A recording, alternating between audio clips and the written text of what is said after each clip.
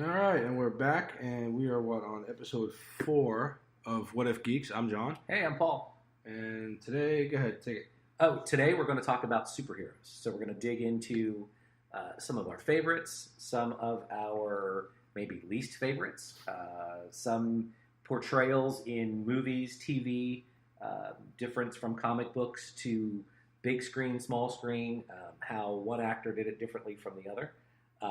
Let's just dig in. John, is it too broad to say what's your favorite superhero? Or let's start there. Give me your top three. Well, one of the things that I liked about us, that we learned about each other as we were talking about this stuff, is you grew up a DC guy, and I grew up a Marvel guy, and then as we matured into it, we kind of learned to love both, right? So I was always a Marvel guy. For me, it was always Spider-Man. It was Spider-Man, then it was the X-Men. And there was a certain run, like the Claremont run of the X-Men, that was for me, it was really good. That was the Dark Phoenix or whatever. Overall, the X-Men have been there. They've been good. But it was always Spider-Man because he was always the everyman. Yeah. Right? I grew up watching the 60s Batman, so I like Batman. I like the idea of Batman. I guess it was just Spider-Man because he was flashy at the time, so I was like, okay. It was always either, I knew growing up when I was a kid, I knew Spider-Man, Batman, and Superman. Yeah. And I knew of a lot of the other ones, but I wasn't big on it. Then I started getting the comic books, and then I started to really branch out, So it was mainly Spider-Man and X-Men for Marvel, and I dabbled into the DC side with Batman and Superman, I think All-Star, that kind of stuff. Yeah. But it was mostly Marvel and mostly Spider-Man and X-Men. Right. What about you? Yeah. So it starts with Batman, and it doesn't end with Batman, but all-time favorite Batman. There's something about the idea that Batman, while being a billionaire, so we'll start with, you have to have the resources to be Batman. Right. But he's, at the end of the day, just a regular guy, right? Yeah. Suffered an enormous trauma, and so is probably psychologically unbalanced. But through training and discipline and all of those things, he becomes a superhero.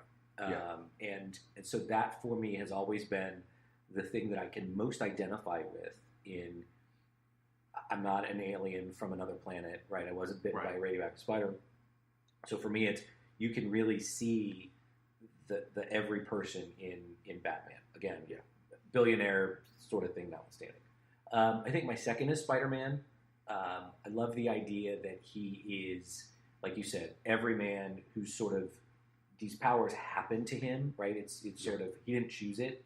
It was an accident that happened that changed him. But then he goes through something traumatic, right? He chooses not to step in and help when the bad guy runs past him, who robs the wrestling thing that happens to him. And then he has to deal with, if he would have stepped in right there, Uncle Ben would have been saved. And so he has to deal with that lesson. Third, I think, is, it's a toss-up. It's a little bit cliche to say that it's a group of people, but I think the X-Men, for me, just like you, there's something really cool about them, the way they were presented, which was Stanley's sort of discussion about race and how that fits into society, because they are outcasts in a way that a bunch of minority groups are. Yep. And so I think when I think about X-Men, I think about Wolverine. Yeah. And there's a period of time where he got so oversaturated in the late 90s, early 2000 comic books. He was in everything. Yeah. If Marvel, if a title was struggling for sales, they're like, throw some Wolverine in there. Yeah. But the way from his origin story of being as it's originally announced, right? He was just this weapon, right, that the Canadian government created. And then you find out there's this whole other backstory to him, which is really cool. So I think those are my top three. Yeah, I think that. And, growing up, God, I mean, all right, so superheroes, that was like we said before, there were two things that really shaped us, was superheroes and Star Wars. Mm-hmm. So for the superhero side of things, that was that was real geek shit. That was the stuff you can get made fun of all the time. You know, you read comics, you're a kid. Yeah, we're all kids, but whatever. It was harder to find back in the day, like when we were kids. You know, like you had comic book stores, but like initially, like beforehand, like I said, I would watch the Batman TV show, and I would see like the Sunday comics had Spider-Man in it, right? That kind of stuff. I've read the Phantom, you know. It wasn't until a little bit later that I started to realize, outside of like seeing a spin rack at a drugstore, I didn't realize there was an actual freaking comic book store until like there was one down the street from one of my best friends moved, and there was one like 2 blocks away from his house. Yeah. And he was like, "Oh, let's go to the comic book store." And I was like, "What?" And we went there, and it was just like, I was like in heaven. I was like, "Holy shit, It was great." And I could have spent like forever in there, you know. Just seeing all the shit that, okay, wow, there's so much story here that you can just get into. Yeah. And I've always loved just being able to, like, you know, and we'll get into Stan Lee in a separate episode. We're going to try to release a dedication episode around his birthday on December 22nd, I think it is. It's either the 22nd or 28th. I keep getting mixed up in my head. But he said something once that always made me laugh, and it's true. He said, a comic book is like a boob. He goes, they're great to look at, but it's not the same as actually having it in your hand. Like, so like actually that's like awesome. Because like I read them like online now, like, you know, like the DC website and Comixology and all this stuff, whatever you pay for. I read them online now a lot because it's a little cheaper that way. But it's not the same. Like, I've got the stacks of comics. You've got the stacks of comics. You're sitting there reading them all day long, you know. And you know, like, okay, you go to the store, you buy whatever, you got your pull list that they pull for you. You get all these comics there. And so you know, you go, okay. I would put them in order of how, okay, you know. I cared about all of them, but I was okay, like for me, the X-Men or Spider-Man were going to be in the back, you know, because I wanted to read everything else before that, you know. And there was a lot of that, just kind of like growing up reading comics all the time, you know. I used to love it, but I think a lot of the what we used to get made fun of that is now mainstream makes me laugh, which is exactly what we talked about, why we wanted to make this podcast, because now we're like, you know, yeah, screw it, where the hell were you people when we were getting made fun of? But to see it nowadays, you know, like I can remember Spider-Man and X-Men. I remember the first time. I remember I was standing, waiting to catch a train when I first was reading the Dark Phoenix saga. Is that right? Yeah. I was going home from high school, and I was taking the train, like this is Staten Island, New York. You take a train here and there, or whatever. And I would jump on the train, take it like 3 exits down, then have to walk, whatever.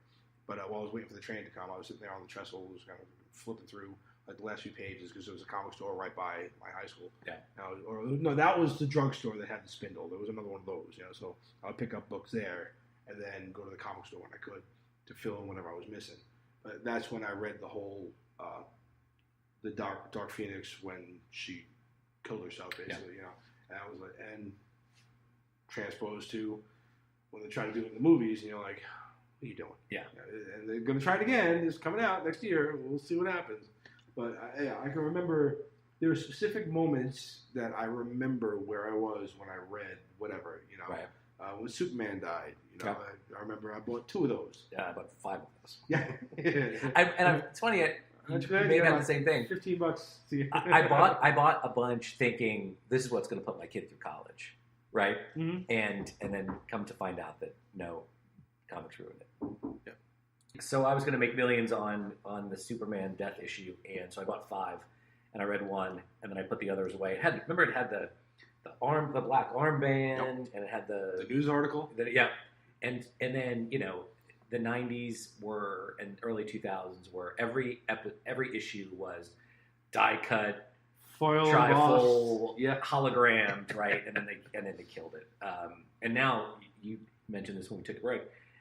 You can get every comic online now, so there's no value in. There's less value in back issues, right? But you talked about Stan Lee. I think he was the first writer to really make superheroes these kind of three-dimensional characters.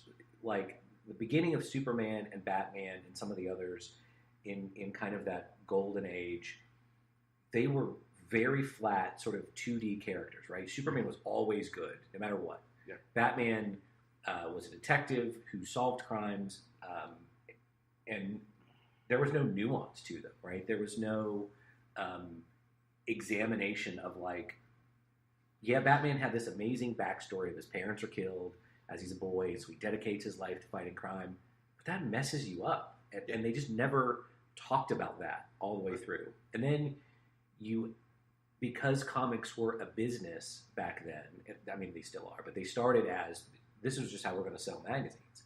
Yeah. So you introduce kid sidekicks, right? Every character started getting a sidekick.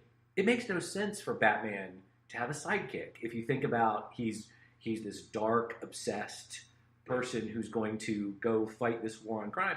Really, let's invite, you know what would be a good idea? Let's invite an 8-year-old boy into this story. And while I'm in dark clothing and can hide in the shadows, let's put him in green and red and some underpants and pixie boots. That's a great idea.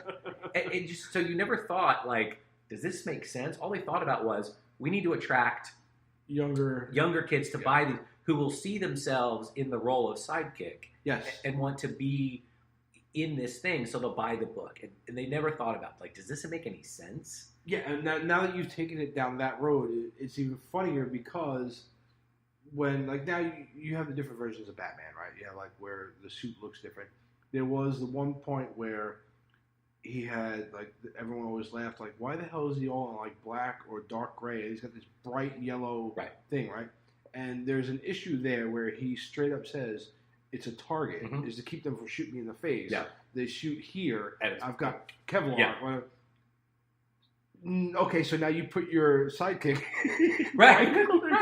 Like, well, that's a target. but it took them forever to address that issue, right? They did it because it sold. They were able to sell the logo on things, right, and license it out. And then it took them a long time to think about, well, why would you do that? Why as a character would you have, right, a giant target in the middle of your chest? Right. And so it took a series of writers to think about, oh, okay, that makes sense. Right, and to make it make sense. Right, yeah. But they didn't do that at first, right? It was just, they developed it as a logo at some point, and then they went on. And so, but it wasn't until, right, Stan Lee was the first to sort of round out those characters and make Spider-Man be sort of self-reflecting, and he's almost he was a kid. He's neurotic in a lot of ways in terms of I mean, he's got all these powers, but he's still super shy and nerdy, and and they explain that even like when, like, in the books where he joins the Avengers, they've said it's one of the reasons why he's always a smartass. His jokes and everything it's a defense mechanism. Right. It's because he can't even understand why he's where he is. You know, like, he's like, I don't belong here. Like, I'm sitting here with Captain America. And whatever, you know, that kind of stuff. You know, which is when he's stronger. Right? Right. Yeah. Yeah. Physically, he's stronger than Captain America, which is one of the funny things where the little nods they give to that kind of stuff, like in the movies, like when he first shows up in Civil War, and he's like, "Hey, Cap, big fan," you know. Yeah. He just stole his shield. You know? He's like, he's starstruck, you know, with Captain America, and like little things, like when he's like, he sees Winter Soldier's arm, and he's like, "Cool," yeah. He's just dumbfounded that he's involved in this shit. Yeah. And that's how they wrote him in the comics for so long. Yeah. And again, I think a lot of the issues that we've had growing up in these things is when you hit, like, the perfect combination of artist and writer and whatever, and they take you on a story, like, you really get invested in that, and a good writer can keep you in there for a while. And then all of a sudden when they switch, because comic fans know all these artists and writers jump ship and run around and bounce around. And now I'm going to draw Spider-Man. Now I'm going to draw Batman for DC. And I'm going to go over here, blah, blah, blah.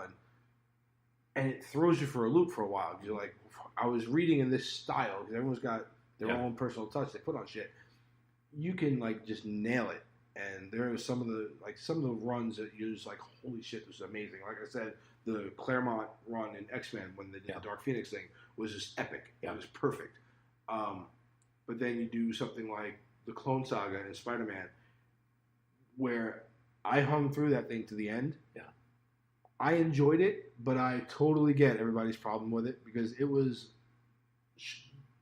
straight up a soup sandwich by the end of it. Yeah. Because there were so many different artists and shit involved in that.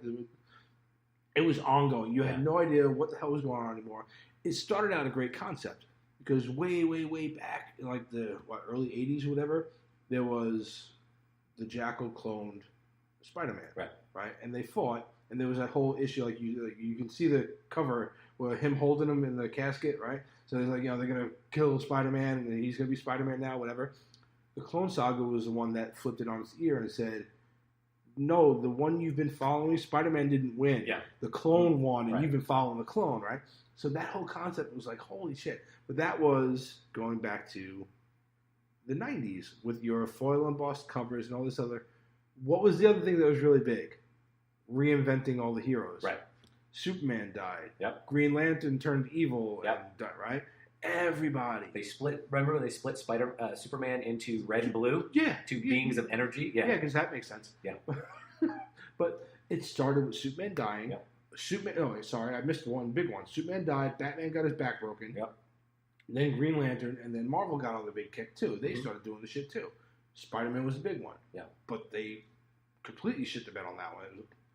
Again, I liked it. I enjoyed it. I still like some of the concepts, and they've massaged it back in recent years where they've kind of fixed some of it to like, okay, they made a nod to the good parts of it, and they like tried to forget the really dumb shit that went on. To your point about artists and writers, what happens is, right, artists get hired on a series and they start doing some stuff. They're like, yeah, but I need this character to do this thing, right? So they'll invent a power or nudge a power or reduce a power. And so you end up with this messed up sort of time series, right? And so you end up on this, like if time is a linear thing, you go in this arc or this branch, and then you reach a place where you're like, oh, well, you guys have been fired and replaced, and the new artists and writers are like, I don't like that.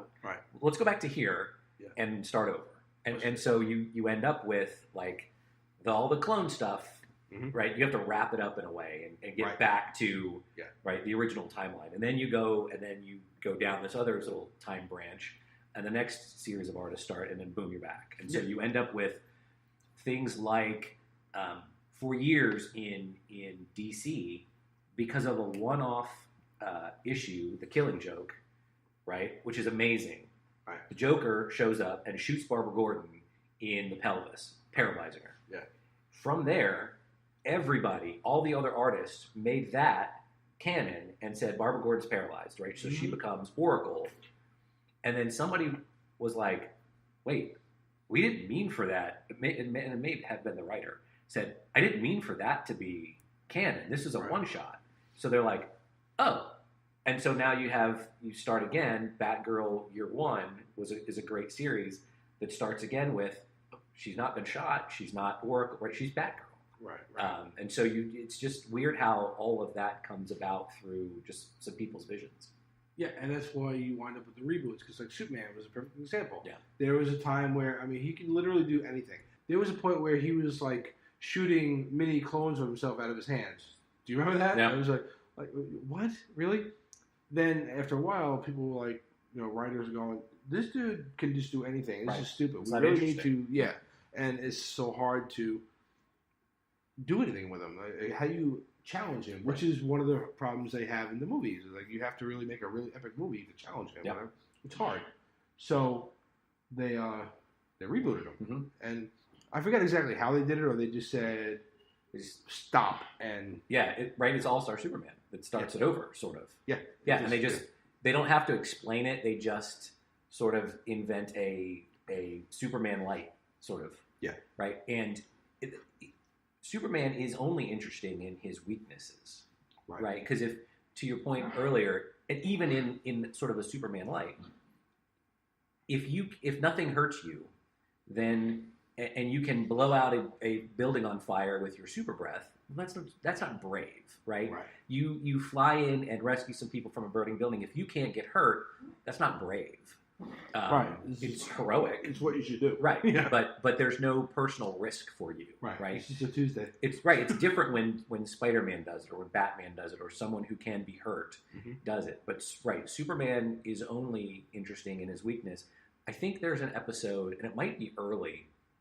There's an issue where Superman, as Clark Kent, is in his apartment and he hears a husband hitting his wife next door, right? And so he goes through and now he realizes, what am I going to do, right? I have all this power, and what am I going to do here? So he takes the husband and he throws him out the window and throws him halfway across town. And then he goes and gets him, right, and brings him back just to say, I can do this whenever I want. So cut it out. Now you know how it feels. Right. Yeah. But it's the only time sort of in that early Superman that he is confronted with something he can't. I've got all the power in the world. How am I going to stop this guy from hitting his wife? Unless I kill him, and I'm not willing to do that. Right.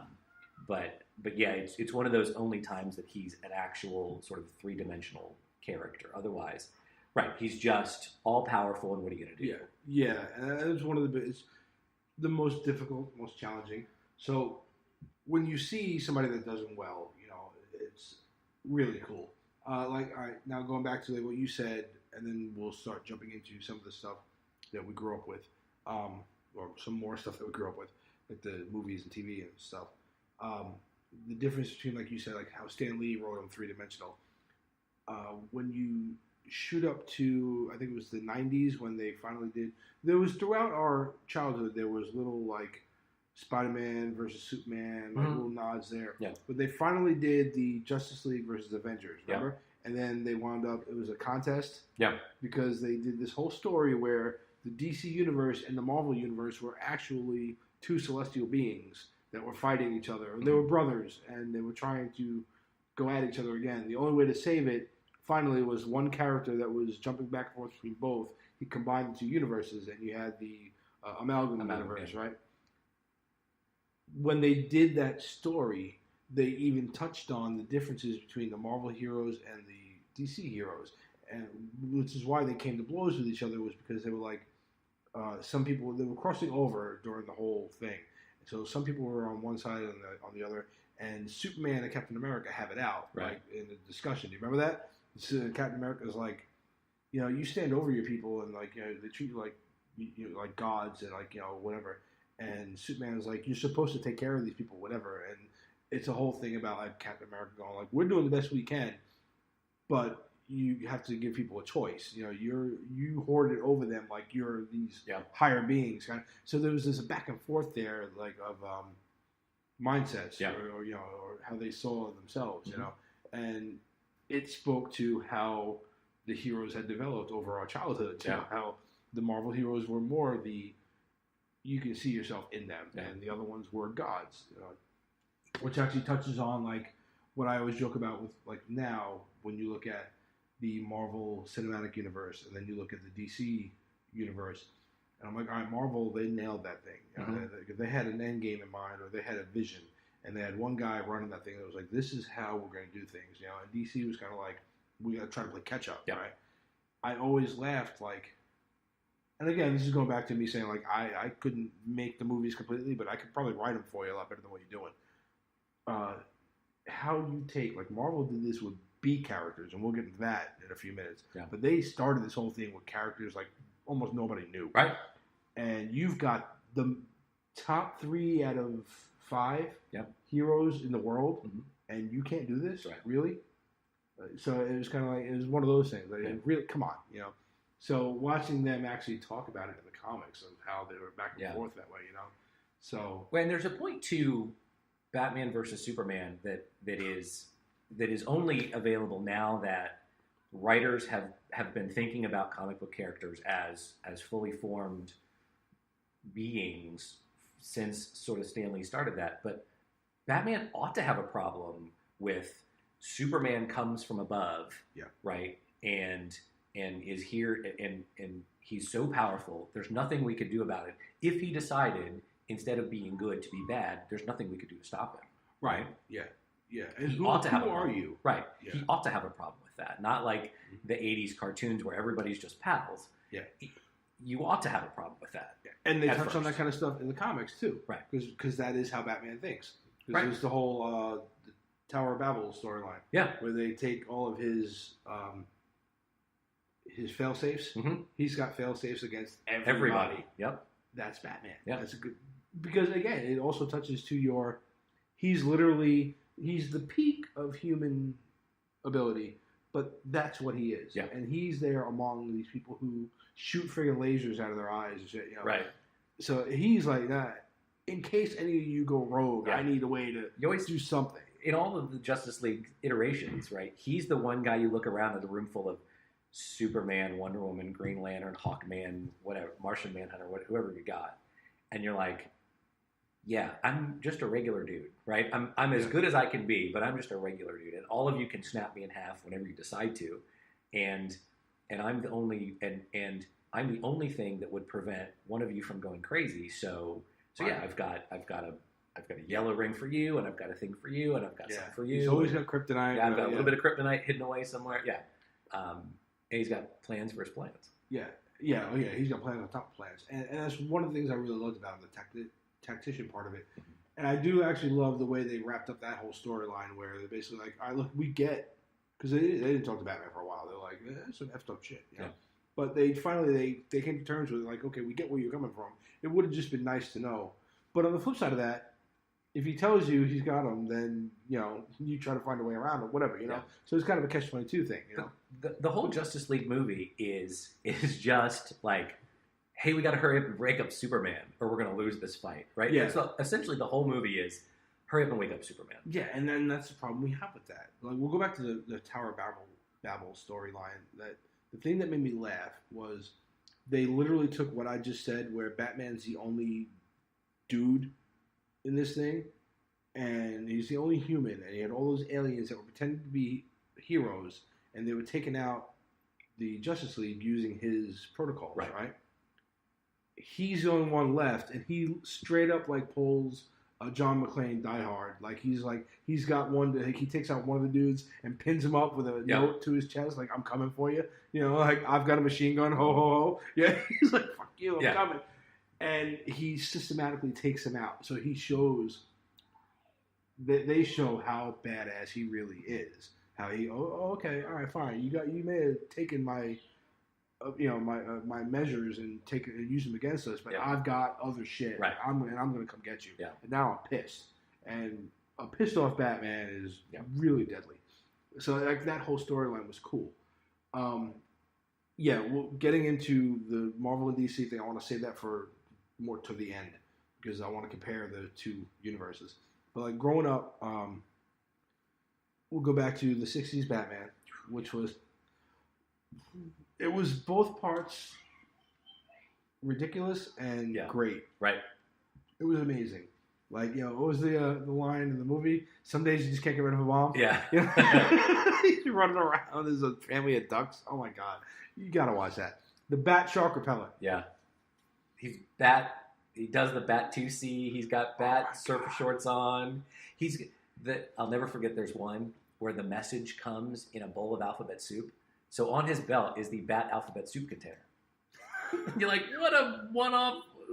Why did you build that thinking, well, what if someday a message comes in alphabet soup and I need to keep it? Yeah. And that was one of the jokes always one of the problems people always have with Batman is how the hell does he have all this stuff in? Well, technically, and they touch on, they do a good job with that with the video game, where when you played the Rockstar series game like Arkham Asylum and all that, where he doesn't always have it right on him. Right. But he radios in for it, and he knows Alfred sends it to him. He's got satellite sites all over the city that he can just go to, So it makes more sense that way.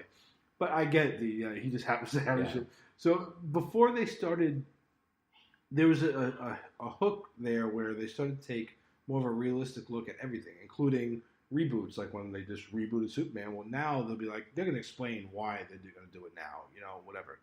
They're not just going to go, no, we're just going to start with number one because it's just too crazy. They're going to find some type of storyline, they killed him. And then, okay, we're going to kill him, and we're going to, It's part of the charm and also kind of pain in the assness of comic nerds like us is that it's not okay for a company to just say, nope, starting over, Superman just got a little too powerful, guys, and in order to make interesting stories, we need to start with Superman Light here. That's not good enough for us. Right. So we need a an explanation of Yeah. no, it's actually It's an got alternate to be universe. in canon. Correct. Something's got to be in canon. Yeah. Which is my biggest problem with that comes in when the company says we're making a one-off story that is going to be Gotham by Gaslight, right? We're going to reinvent Batman if he was in time, right? Yeah. Or the Marvel had it in the What Ifs. Yeah, this is where we get our name. But that's again not good enough for us, and so that Earth 27 or Earth 82 is the Gotham by Gaslight universe, and Earth whatever is the Superman Red Sun if he was. Right, if the ship had landed in Russia and he becomes a hero of the Soviet Union. Yeah, it was a really good story. Yeah, but we have to do those things because, again, it's not good enough for us to just say, hey, it's just a one-off story. Right. And just see what if I just wanted to say this story? Yeah. Now, on the flip side of that, though, there's a part of me that really loves what, again, we always go back to what I always say. If you tell a good story or you get an explanation into my head where I'm like, oh, okay, I see it. Yeah. Then I'm on board with it, you know? And then there are the ones where I'm like, what happened to this? Because I do become that geek or nerd that's like, hey, what the hell happened here? You forgot about this shit. There's a throwaway line in the X-Men about a third Summers brother, and that's a fiasco. We'll get into that. Yeah, that's a fiasco because it was supposed to be 3 different people, and they forget that they legit put something in there where it was supposed to be Gambit, and it was the whole thing. We'll talk about that probably another time. We'll delve into that shit. God, these things can go on forever. Once we start talking, then we got to start piecemealing. Okay, these side notes. This is a tangent. This for another episode. But if you get the story, if you tell a good enough story, then I'm in with you. But I do like when they can take those. Okay, multiple Earths. I get it. You bounce around, whatever. They're getting ready to do Elseworlds on the Flash and Arrow TV show. Yeah. Where they crossed and whatever, and it looks like it's gonna be cute. I want to see this. I want to see what you do with it. Yeah, because they do it really good on TV. That's something I'm gonna say straight off the bat. I think as far as movies, Marvel's got you hands down. As far as TV shows, DC's got it on lock. So they got somebody's got to talk to somebody there. And the animated in the world of animation, I think those DC animated movies are really good. Yeah, I don't think Marvel's doing them. I think Marvel's doing so good at the live action stuff. They're like, you know what? You can have animation. Yeah, they do a couple of them. They've done a couple of them that have been okay. And we'll get to those here in a second. But yeah, I think DC's animation one, outside of when they tried to do a full length movie on Killing Joke. Yeah. Yeah. Well, you almost got it. You almost had it. It's kind of again. It's like. There's got to be on any side of every movie. There has to be one dude that's just there to just hold the leashes. Right. Whoa! What are you doing over there? You can't come back. No. This is you're not making sense anymore. Because people do start to go down their own rabbit holes like we do on this show. And then just okay. Next thing you know, we're talking about friggin' Image. Yeah. There's a couple there's a book called "Is Superman a Spy?" and it's about the kind of history of different comics and why things are the way they are, why the Hulk is green instead of when the initial idea was to make him gray. Yeah. The problem was that they were printing, in printing, there's so much grayscale that they could never get it the same way twice. Right. And so they were like, this is too difficult. He's different. He's a different shade every time. So let's just make him green. There's a PMS color of green, right? That is ink. That's oh, okay. Well, he's just this. Yeah. The TV show, The Incredible Hulk from the '70s with Lou Ferrigno. Yep. He's not Bruce Banner.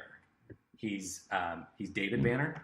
Yeah. Because the director and founder of the TV show didn't like the alliteration. Stan Lee loves alliteration, right? So Peter Parker and Bruce Banner. It's that time, guys. Yeah. And Stanley loved alliteration, but the guy who made the show didn't. So they made him David Banner. And we'll get more into that in the Stan Lee episode we do, but Stan Lee did it because of his memory. Yeah. Because he's I can't remember these guys, but everybody was Peter Parker, Bruce Banner, blah, blah, blah. Yeah. And there was also, I read a side note somewhere, which is for me, is neither here nor there, but that when they started making the TV show, they thought Bruce Banner sounded like a gay man. Is that right? Yeah, they were like, no, we don't want to do that. But welcome to the '70s or early '80s. Yeah, 80s because I was watching that. I think when it was out, not the reruns.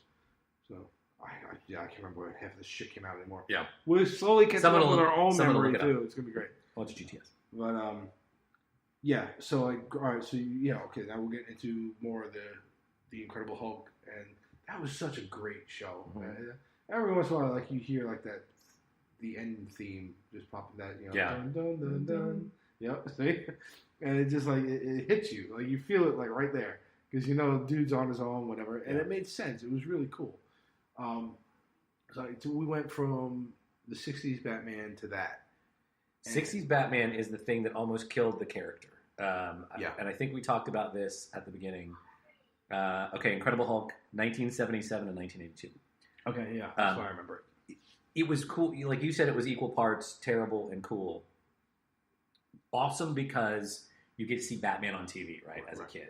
Terrible because they forgot all of the things that make Batman interesting, right? Dark, twisted, obsessive, all those things. And he's not, right, a paunchy guy in a silk suit who shows up at 12 o'clock noon. Right. Yeah, he's always at night. Yeah. Yeah. Which, in fact, I just watched The Dark Knight again last night, and I caught that, too, speaking to your point, when the dude is going, they're all trying to kill the dude that knows who he is, right? Yeah. And he says, I'm going to go, he's like, bring the car around, Alfred. And Alfred goes, you want the Batmobile? And he goes, at noon? He's like, that's a little obvious, or whatever, it stands out too much. And he goes, oh yeah, the Lamborghini, that's much more subtle, So and he goes, because he can't go out there with Batman in the day, Yeah. So yeah, it is, to your point, it was just amazing how people catch on to those little things. It's like, yeah, he goes, he's not going to go out there during the day, right? Where they legit, the '60s turned Batman into a non-powered Superman. Correct. He was it essentially made like the Gotham City Police look like a bunch of friggin' idiots. Yeah. It's like, we need Batman, call Batman, get the Bat phone. It incorporated so much stuff into the comics later on, like those little things, that were just like, oh wow, that's But they've done. There's an animated one too, The Return or whatever, that I haven't seen yet. Have you seen it? So it's what, Brave and Bold?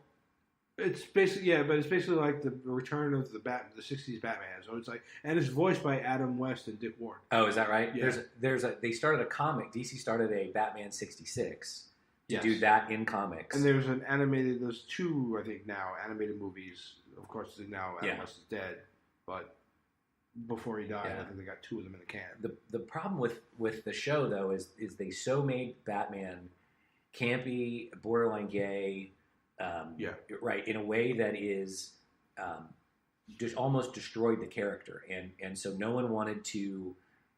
The comic book sales were hurt. They couldn't make movies. They couldn't do any of this stuff. They couldn't get it licensed anywhere, and it wasn't until Frank Miller's Dark Knight Returns that they went back to kind of the edgy, dark thing. Yeah. And it's always one of those, like, it's product of the times. Yeah. Because like the '60s Batman TV show would not have worked. Well, I don't know because I wasn't alive then, but I know there was darker stuff on TV, but I don't it probably wouldn't have been made. Yeah, it wouldn't have been made to portray Batman the way he's supposed to be portrayed, right? So they did what they had to do then. But you love it for what it was. Now Frank Miller brings out Dark Knight Returns, right? And I just read or just watched a YouTube video. I forget who did it, but it was about the different iterations, some of the best and worst versions of superheroes. And they talked in the same breath. They were like, where Frank Miller brought back the Dark Knight, he immediately fell off. Like, he would write great stuff like the Dark Knight, but then he did the Dark Knight Strikes Back, where the storyline was okay, and it was trying to keep up with whatever the Dark Knight Returns did. Yeah. It had nowhere to go because it was a perfect story. It had nowhere to go, and then the artwork was not great and whatever. So just the whole thing, and then they talk about that too, where kind of Frank Miller kind of fell off there. It's like there's a third one now that I've got saved on Comixology or whatever. I haven't read yet. I want to read. It came out like a couple years back, like just DK3, whatever. So I got to see what the hell that is. I've heard it's okay. I don't know.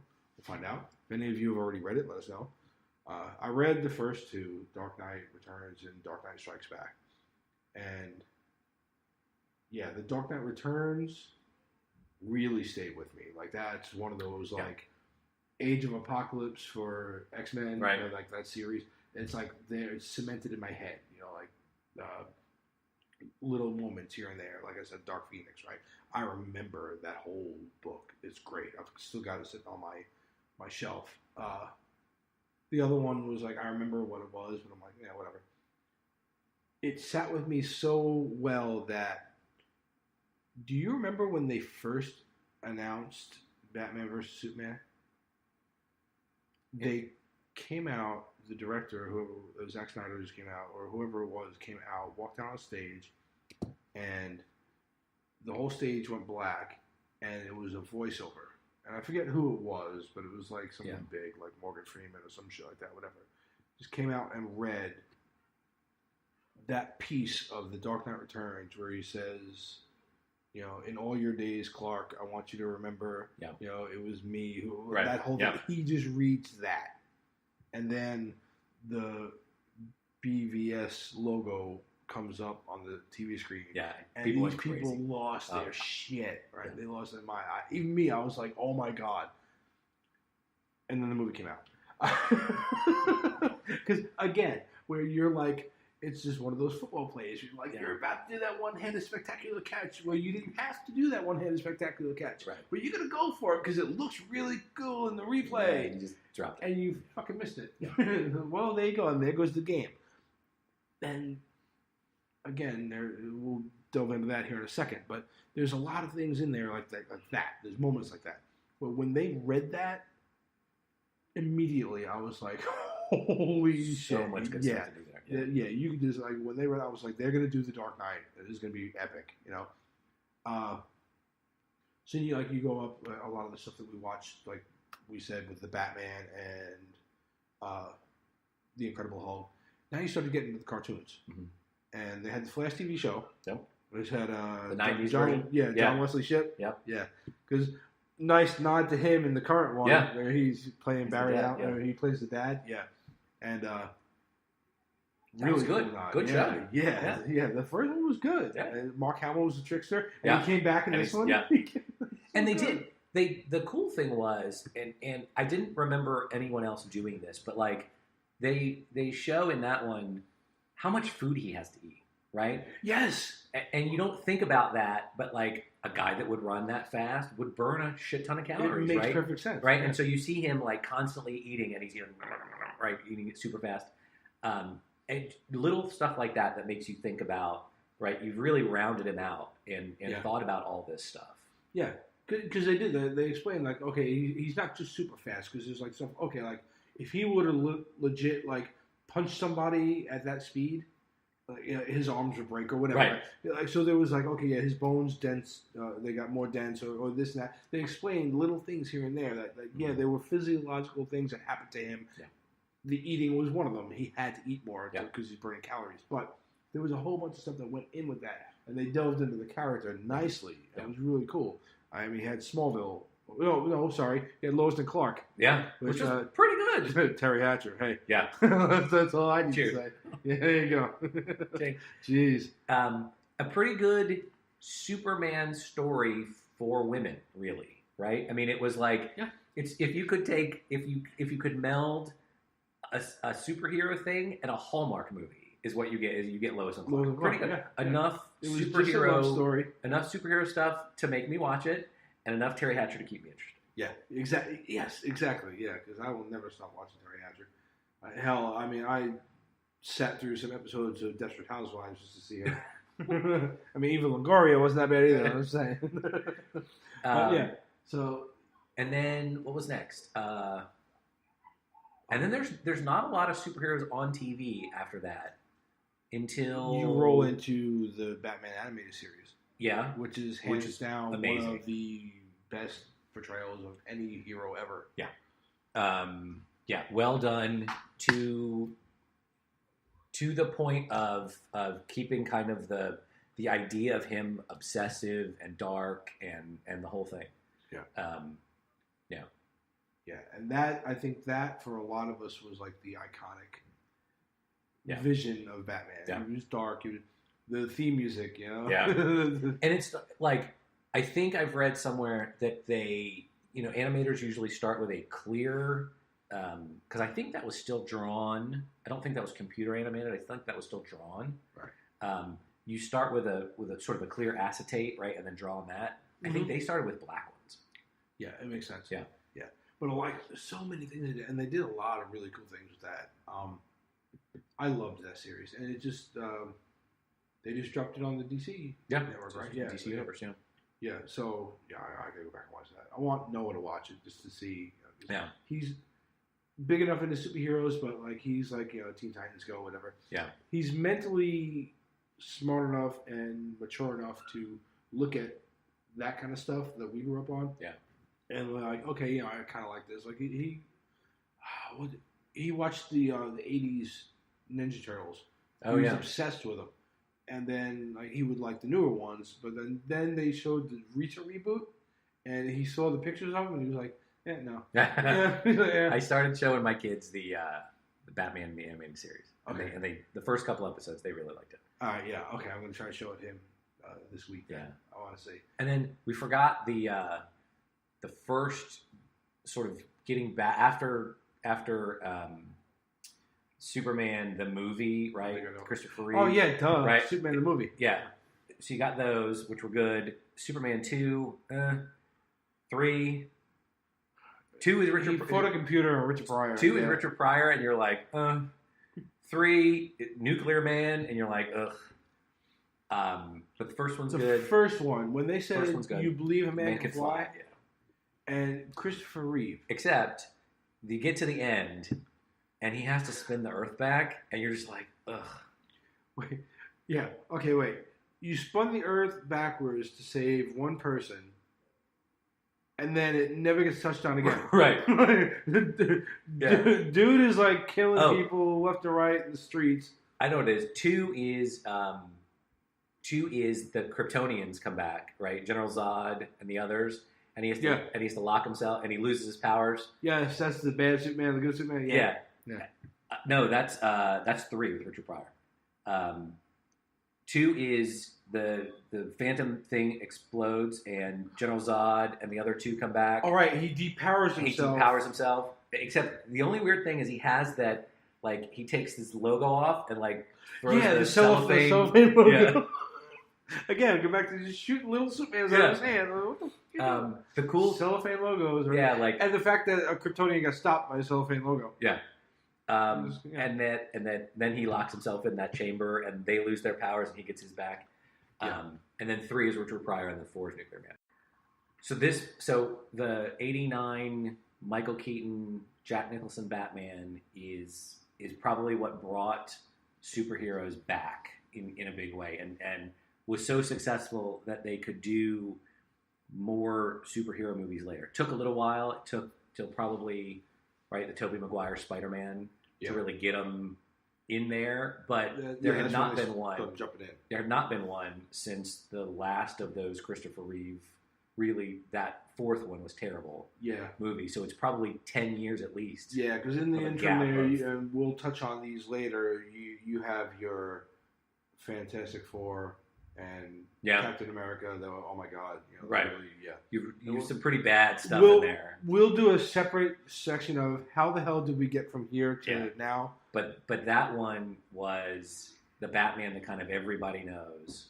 And do you remember everybody? Okay, so it was when Michael Keaton was signed on. That was the first issue everybody had. I remember it because it was Mr. Mom is going to be right. So it's just nobody could really wrap their head around Mr. Mom being Batman, and then he comes in and just nails it. Yeah, he did a really good job.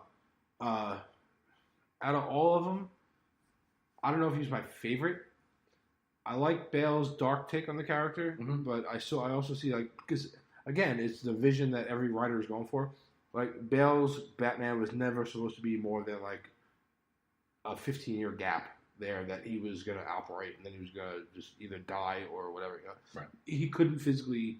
That's what they took it as. He couldn't physically be Batman forever. He wasn't like the comic book character. Correct. You It was can't real. like Yeah. right because that toll on a He person was would be- broken. right. Yeah. But the Michael Keaton one, that one, he was going to go. He did the first two, and then they kept on going. And ooh, we got some Oh, shit. it gets But again. the They almost first one- ruined it again with the George Clooney. I think Clooney's the worst, right? That With the nipples and there's an ice skating scene, and there's And Arnold Schwarzenegger needed an ice pun every 30 seconds. yeah, and I think he had a credit card, right? Didn't he have a Nice credit to card? meet you. And Yes, it said the Batman. back card. Oh yeah, oh yeah. He said That, Batman. like I don't know how the hell he got credit. that they ruined. They almost killed it. Yeah. And there was some time they said, okay, you guys need a break. Let's take a little time out because this is getting crazy. And then they launched the Christian Bale. Yeah. Now, okay, and all right. So we'll go back to the Schumacher, I guess, was the Batman ones, the first ones. That take, right? It was Tim Burton too. Tim Burton was the first. Tim Burton was the first one. It was once Schumacher got in there, and there's even Schumacher puts the nipples on. Yeah. And there's a fan theory too that I actually appreciate. And I wish we were on video. I'm sorry to interrupt. I wish we were on video because both the times that both of us said nipples, we put our hands on our chest with our index fingers out and went. Blah, blah, blah.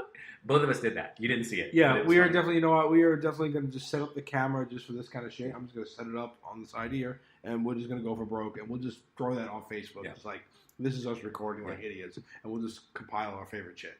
We're going to start that like next time. But there's a theory that the first two Michael Keaton Batmans are legit Batman stories, and then the stuff after that, I guess there was two more, right? Two or three. Yeah. I can't remember. There's just Batman, Batman Returns, Batman There's Forever. two Val Kilmers and a George Clooney, right? Is there two Val Was there Kilmers? two Val Kilmers? I thought there was one.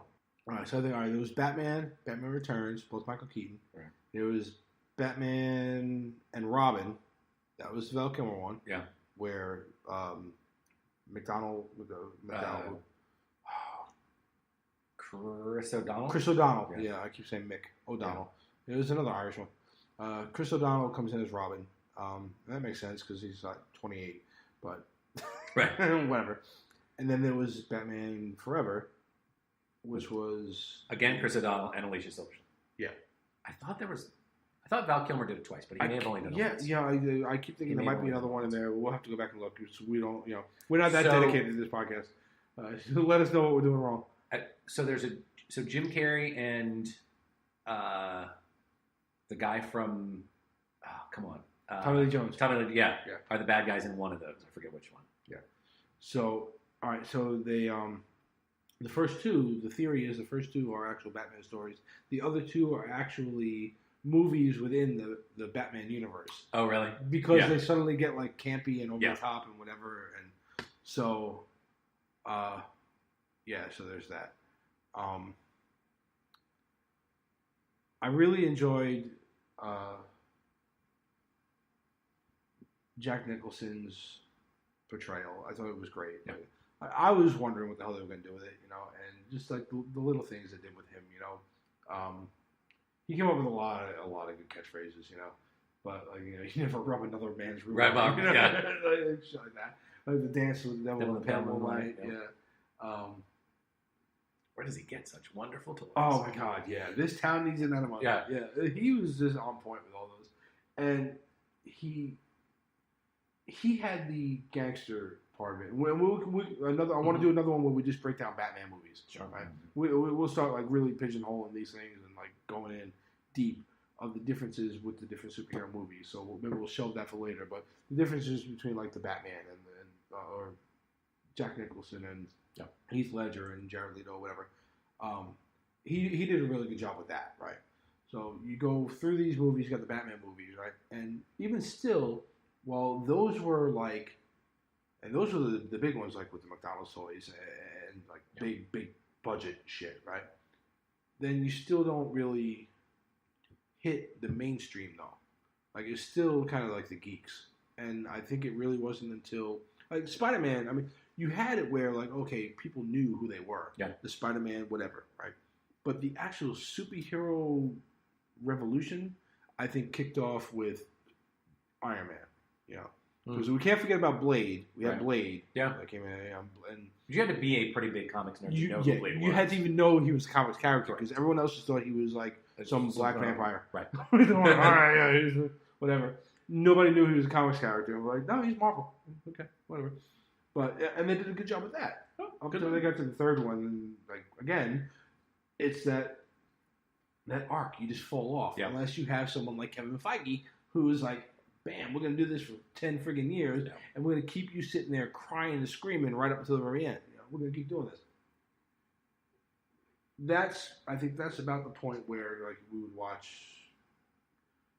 Oh, the Incredible Hulk tried to do the TV movies. Yeah. Oh, Thor, the With trial of the Incredible Hulk with Daredevil. Oh my God. I mean, great, campy as shit, you know, but I mean they're all right. All right, so actually, what we're gonna do is we're just gonna make this a part 1 and part 2 because superheroes are gonna just be a part of our lives forever, and obviously we're gonna sit here forever the next time you come over. So we'll just pause it here. We're still sitting in the 80s somewhere. We'll pick up after the Incredible Hulk. We'll have to re-listen to this one next time, and then we'll jump in. We'll pick it back up. But we're gonna pause it here, and then hit us up. Let us know what you guys think. If we happen to drop this before we record the next one, then you can have your input. Otherwise, it's gonna be a moot point. Either way, tell us what we got right. Tell us what we got wrong. Tell us what you think. Tell us your favorite superheroes. Email us at whatifgeeks@gmail.com. Yeah, and Facebook, What If Geeks. Just look us up. You'll find us. Hit us up. And hit us up. We'll be out here. Awesome. We'll be back. See you next time. Bye.